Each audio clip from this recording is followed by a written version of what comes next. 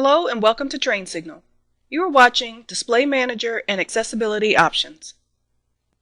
In all of our previous lessons, we spent a considerable amount of time working from the command line, and in fact drilling home the importance of mastering this seemingly infinite, untamed terrain. And don't worry, I'm not going to tell you that it wasn't time well spent, but as you know, most of your users will be using a graphical user interface, or GUI. So consequently, we need to know how to properly configure it. My personal experience with GUI and video card configuration has been pretty smooth. Any issues I've encountered were easily rectified, but this is an area where even the smallest misstep could mean at a minimum a non-functioning GUI, but at its worst a blown monitor. And let me tell you, there is little that is more distressing than a smoking, sparking monitor. This lesson picks up where the X11 installation and configuration lesson left off. We'll cover the X login system, the X Display Manager protocol, then we'll review how to configure the X server. And for those times when you or one of your users needs to access the network remotely, we'll move into a discussion on X and remote access. And finally, we'll talk about the myriad of accessibility options for your users with special physical needs. Let's begin our lesson with a look at the X login system on the next slide. Imagine the panic your network users would face if they booted up their systems and only saw the blank screen and blinking cursor that is familiar to their network administrators or other technical enthusiasts. Not a pretty picture, right? Luckily, the X login system has come to the rescue. In order to log in, users are presented with a GUI interface, while text or command line logins are reserved typically for servers. Today, Linux's networked environments use the X Display Manager protocol. Now, under this scenario, XDMCP, or the X Display Manager protocol, runs on a computer and at boot up starts the X server on the local computer, which in turn launches the GUI. Let's go first to our Fedora system, then Ubuntu, and take a look at both logins. Here's the login for Fedora. Now on our test system, we created a test user, so you see two names here, where normally your users would probably only see one. You'd simply click on the appropriate name, and then enter the password. Now there are also some options along the bottom here. We've got language, we've got keyboard, got some accessibility, battery indicator, and the date and time. We'll talk about these a little bit later. You also have over here the option to suspend, restart, or shut down. Now let's move over to Ubuntu. Similar to Fedora, you have some options along the bottom here. Again, you got language, keyboard, the session that you want to run, again, accessibility options, date and time, and you've got some restart and shut down options as well. Now let's head back to the presentation and continue the discussion. We've talked about the XDMCP server, and you shouldn't be surprised to learn that there are several different types of display managers, but only three that you need to be familiar with for your Linux Plus certification exam.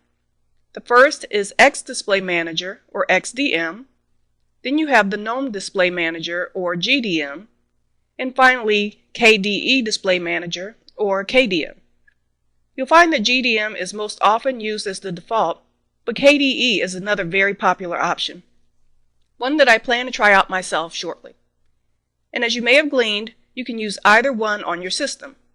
On Fedora, for instance, you can install the KDE desktop, which will include the KDM Desktop Manager, with a yum install KDE desktop command. We'll get to that in just a moment. We've also spent quite a bit of time talking about the inittab file and sysv startup scripts, and how they're used to set default run levels, for instance run level 5 for an X login screen.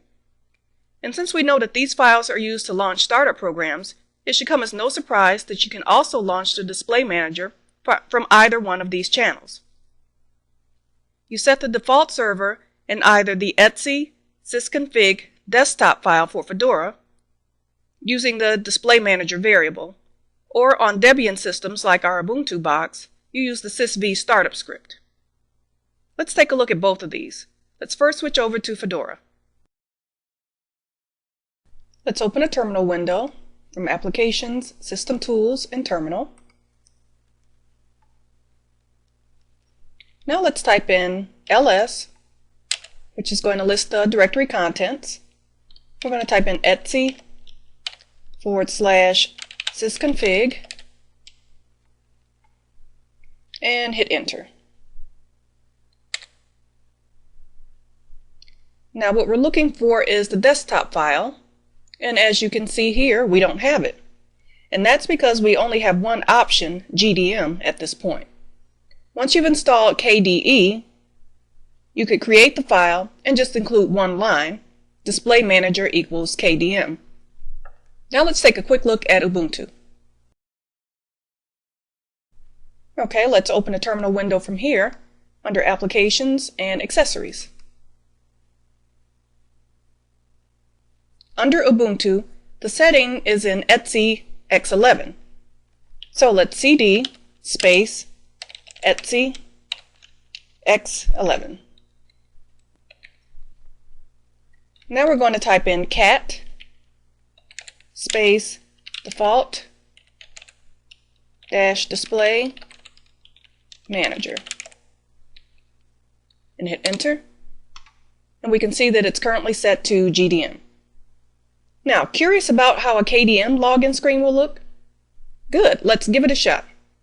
Let's head back to Fedora. Now remember that in order to get the KDM Display Manager, we have to install the KDE desktop environment. And we do that with the yum install command. So let's type in first SU to obtain root privileges. Again, SU stands for switch user. Type in our root password. Now let's type in yum space install space @ KDE-desktop and hit enter. Now first, yum will process any dependency information, and you see that scrolling by on the screen here.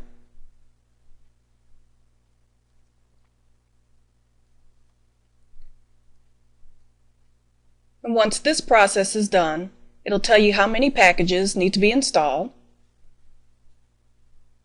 And we can see that information has popped up here, 189 packages and the total size. From here we will say Y for yes. And then it goes through and downloads and installs the required files.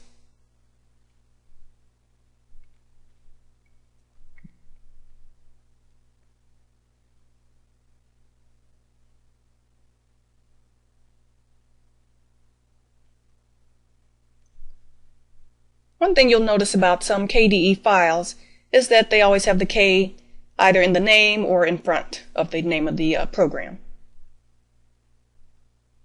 Now this installation isn't a quick one. It'll take several minutes, but when it's done, our next step is to go ahead and create that desktop file where we can indicate the default display manager.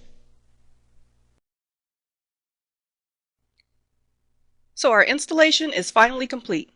The next step is to create the desktop file, and to do that we're going to use the vi program. So let's type in vi space, and we want to store that, if you recall, in the etc sysconfig directory. So we're going to type in vi space etc sysconfig desktop and hit enter. And we can see that we have a file, new file being created, etc sysconfig desktop.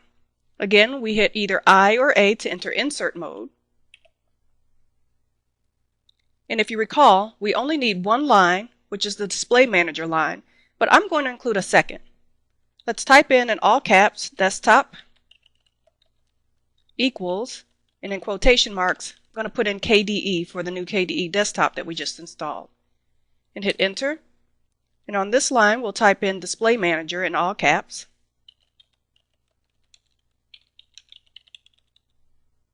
Followed by the equal sign. And we're going to put in, quotes, KDM for the KDM display manager. Okay, so we should have two lines. First is desktop, which we're going to set to KDE, and the second line again is display manager, which we're going to set to KDM. We're going to hit the escape key, colon, and WQ to write our changes and quit. Hit enter. Let's type in ls. Actually, let's type in cat. We're going to look at the contents of this file. I'm going to type in cat space etc sysconfig desktop. Hit enter. And we can see the contents of the files just how we set it. Now there's also a GUI program called System Switch Display Manager that can do the same thing, but as you know, we like to work from the command line. Okay, now we're going to reboot the system and check out what our new KDM login screen and KDE desktop looks like. First, let's exit from here. And we're going to go to System, Shut Down, and click on Restart. And now we're at our new KDM login screen. We've got a spot here for the username and password. Then we've got some information here for session type. And as you see, we now have KDE as an option for the desktop environment along with GNOME and some other options as well.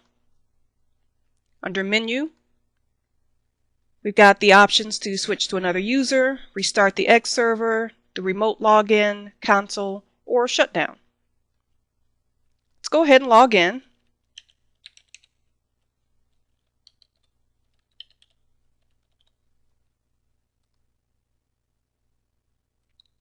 Be sure to select KDE from the menu, put in your username and password, and hit enter.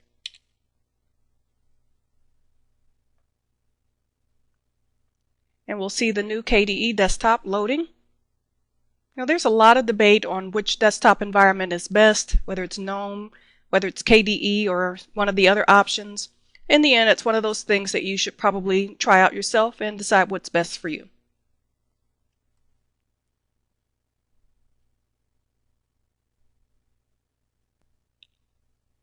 And now we have the new KDE desktop loaded. As you can see, it looks quite a bit different from what you might see with GNOME. And it's just one of those things that you'll have to, again, try out for yourself, see if this is something that you prefer or that your users may prefer. You access applications from here, and you have some other options. Well, I'll leave this to you to play around with and see how you like it, but for now, let's get back to the presentation. Now, I should note that this is another one of those areas where distributions may change file locations and names from release to release, so things may look a little different on your system. And also, the installation of KDM and the KDE desktop isn't currently part of the Linux Plus objectives. Next, let's move on and cover server configuration. So we've talked about the XDMCP server login screen options. Each of the display managers has its own configuration files that lets you tweak the settings you see on the screen at login time.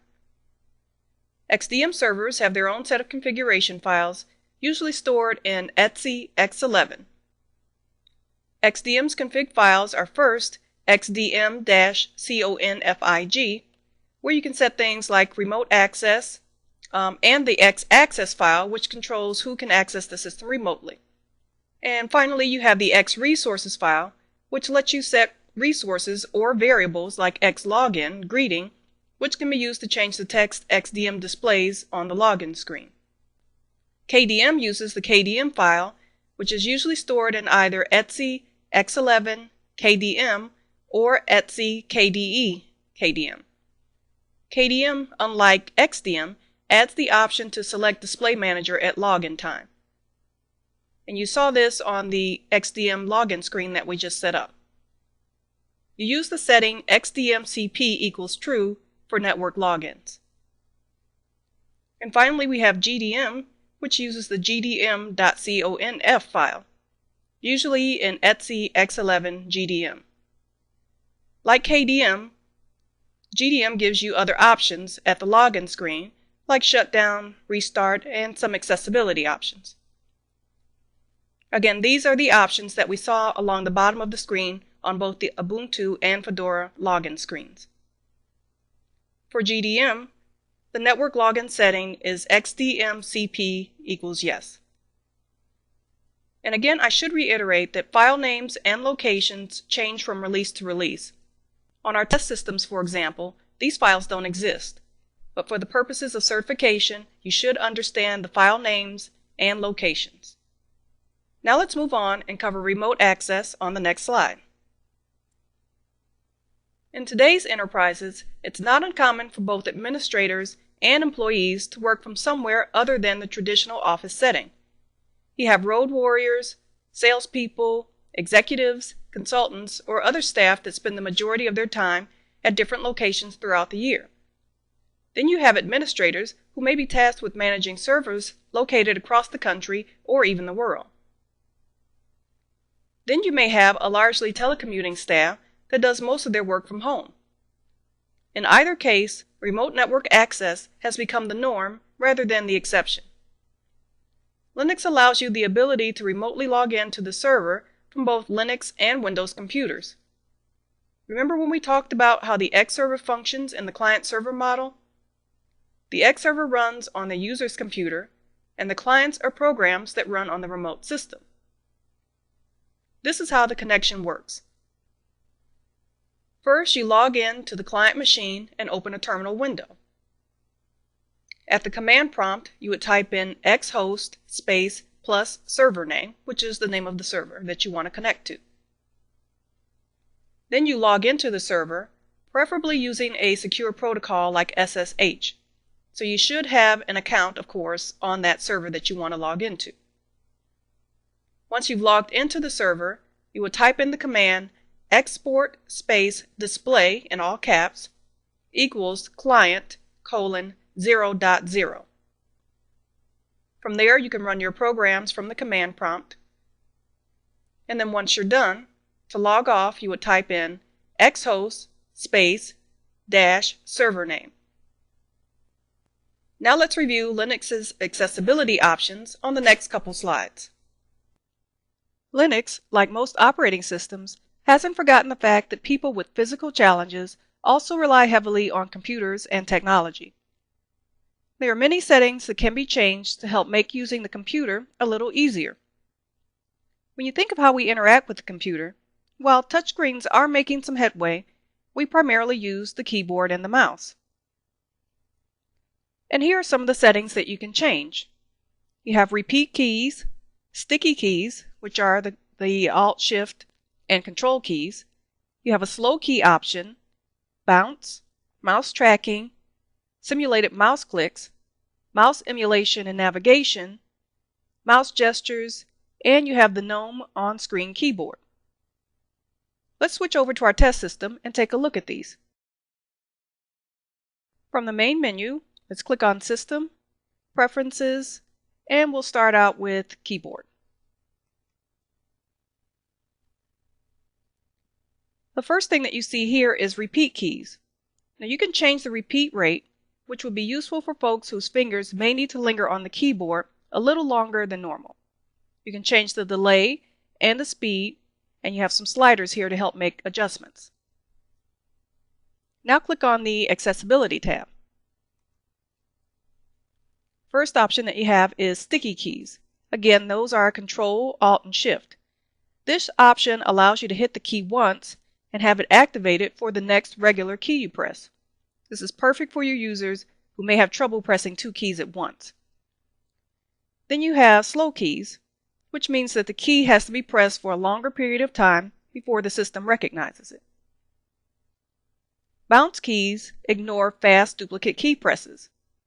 This is for people who have a tendency to press a single key multiple times.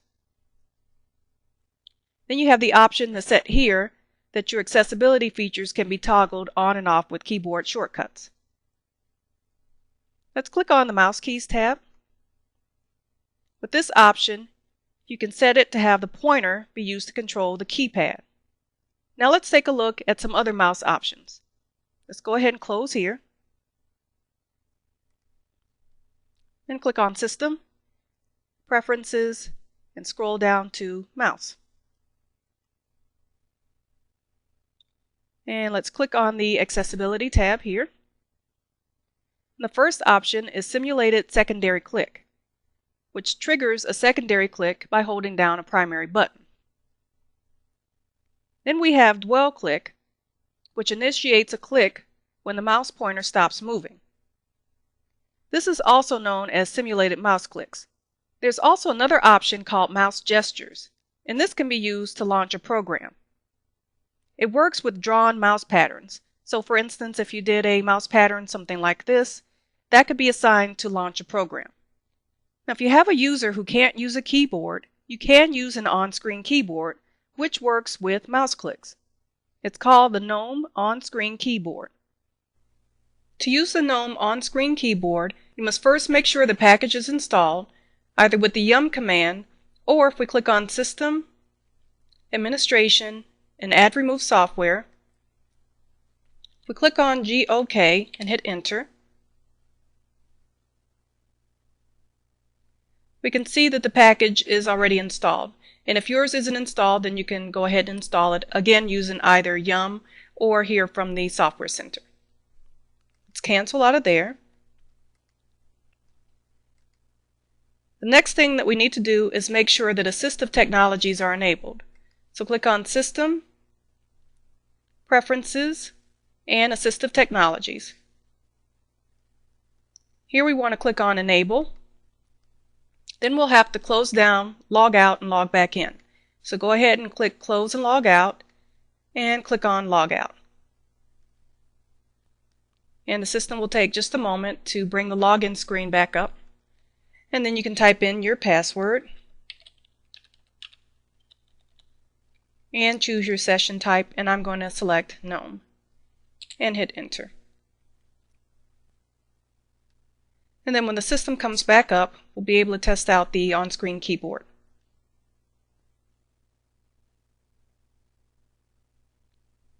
From the main menu again, let's click on System, Preferences, and Assistive Technologies.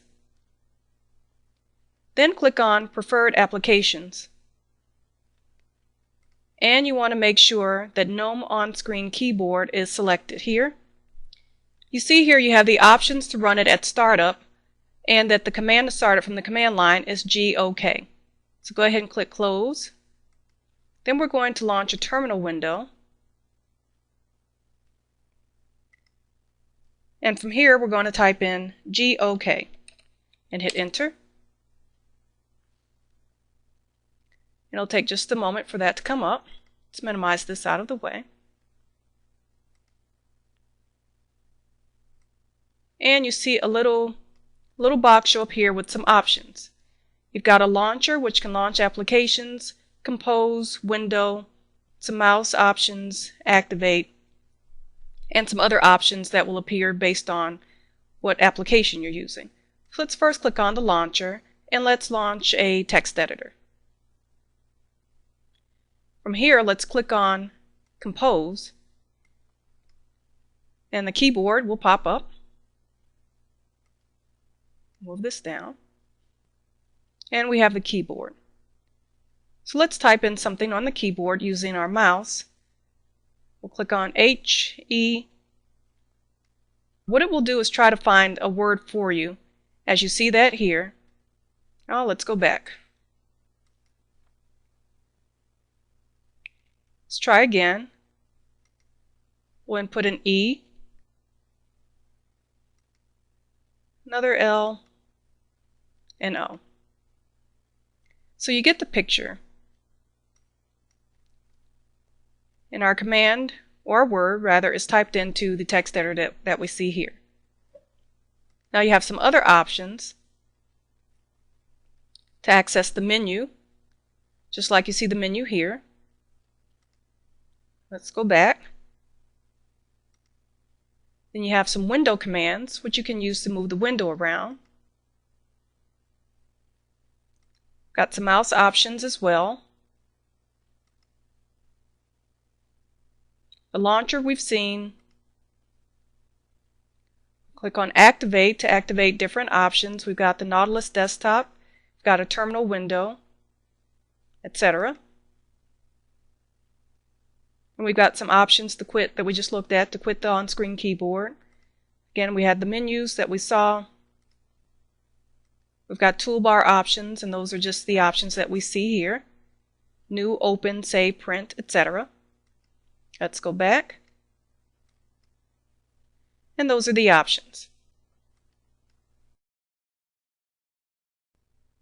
Everything we've covered so far implies an uninhibited ability to read data on screen. But what about your users with visual impairment? One thing that can help is adjusting the size and/or style of the default fonts. And you can also adjust the screen contrast. Let's take a quick look at that. From the main menu again, let's click on System, Preferences, and Appearance. The first option we have is Theme. And if you scroll down, you can see that you have two high contrast themes that you could use. Let's click on one to give it a try. And you can see again immediately how that changes the screen and the look of things. You've got a couple options there. I'm going to switch back to our default. Now if we click on Fonts, we can change the size of the fonts, again, to make them bigger for users who have trouble viewing information on screen. And we'll close that. There's also another tool which is called KMag, which will enlarge the area around your cursor. And that you would have to install from either Yum or RPM.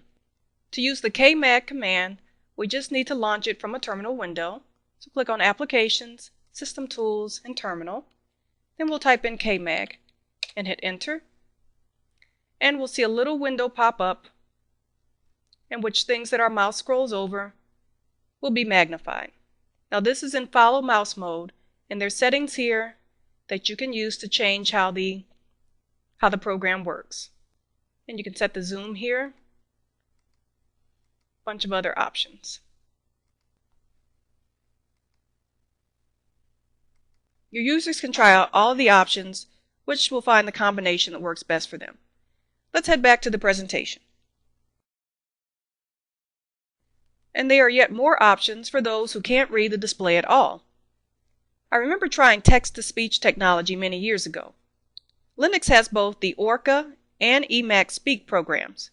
In terms of special displays, there is a Braille monitor that has a tactile display in Braille for text mode programs. To use this display, you must have Linux kernel of 2.6.26 or higher and the BRLTTY program. Now that concludes our lesson on Display Manager and accessibility options. Let's go over what we've learned on the next slide. The Display Manager works in conjunction with the X server to provide the Linux desktop login and environment. This is why the X11 server system is referred to as modular.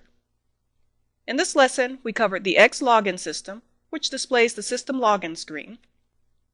We reviewed the three types of XDM CP servers: XDM, GDM, and KDM. Then we talked about XDM CP server configuration. Next, we moved on to cover how the client-server model is used to facilitate remote access. We concluded this lesson with a look at accessibility options available for users with physical disabilities. Thanks for watching, and I'll see you in the next lesson.